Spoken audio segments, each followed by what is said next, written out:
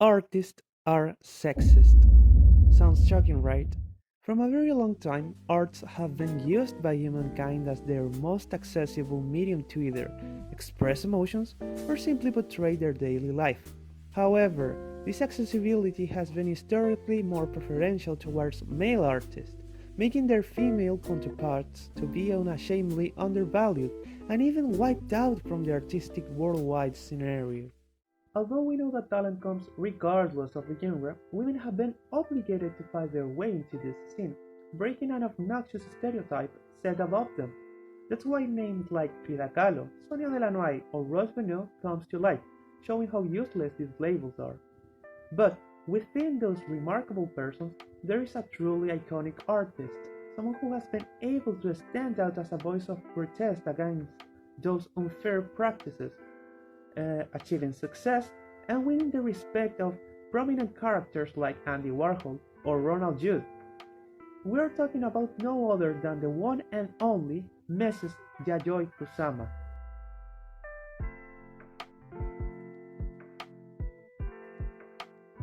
Yayoi Kusama is a Japanese contemporary artist born in 1923 in Matsumoto, Japan. From a very young age, she had a quite interesting affinity with art, writing her first poetry lines at the age of 13 and painting her first pictures at the age of 14. But despite showing a truly splendid potential, she wasn't supported by her family. That's why she moved alone to Tokyo at the age of 19 years old and started working as a full-time painter and sculptor.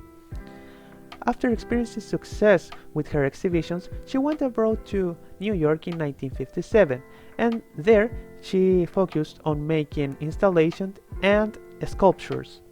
She also managed somehow to form part of the avant-garde movement in New York, working along names like Andy Warhol and Joseph Cornell.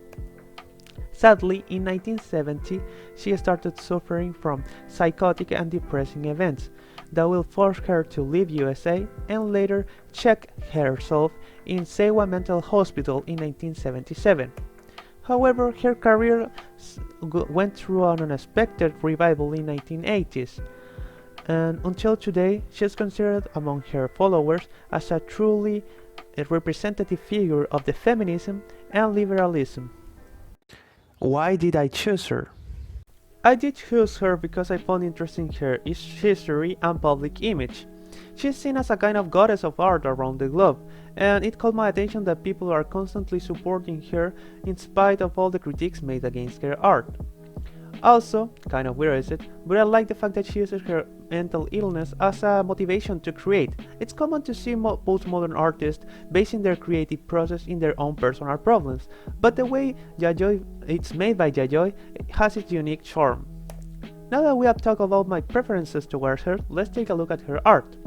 First, we need to understand Kusama's characteristic features inside her own art.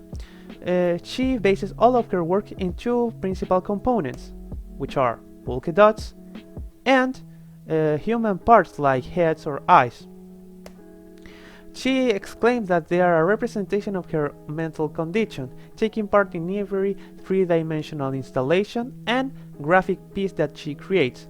That's why the ones like the yellow pumpkin in Naoshima, the Narcissus Garden, or the infinity mirrors have at least one repetitive pattern of colorful dots over a monochromatic background. Next, we need to talk about what she calls her universal philosophy. She states that art should always represent humans' primary feelings like love, happiness, pleasure, and freedom. Therefore, all sets made by her try to express that kind of feeling and act as a spiritual settlement. Finally, it's clear that they look rather simple compositions that anyone could do effortless, but Kusama's work transmits a unique and energetic sensation where evocative aesthetic dots are represented and we are taken into a whole new dimension by that cause. What genre is her art and is it really art? Yayoi Kusama belongs to the avant-garde movement from the 60s, so it's accurate to say that her art genre is strictly related to pop art, minimalism, and feminist art. We can see that influence in the figures, the colors, and the materials she uses, each one of them intended to elaborate insanely sophisticated pieces of art. That's why her style is also known as contemporary art or modern art. Quite versatile artist is she, taking a basic geometrical figure as the dot is and transforming it into an unimaginable landscape. As I see it, it would require a lot of perseverance to overcome in the complicated world of art dominated by male, and far more complicated to maintain the same relevancy as she has done over the years, so props her for that. Nevertheless, there are people who think that her art is a completely boring mess and overvalued trash. Sounds harsh, but for them, Yayoi doesn't bring anything new to the table, and simply and even expropriate ideas from other artists.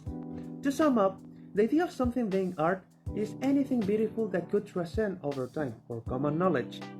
Personally, I do think that her art could be repetitive and boring at times, but that doesn't mean it's utterly trash.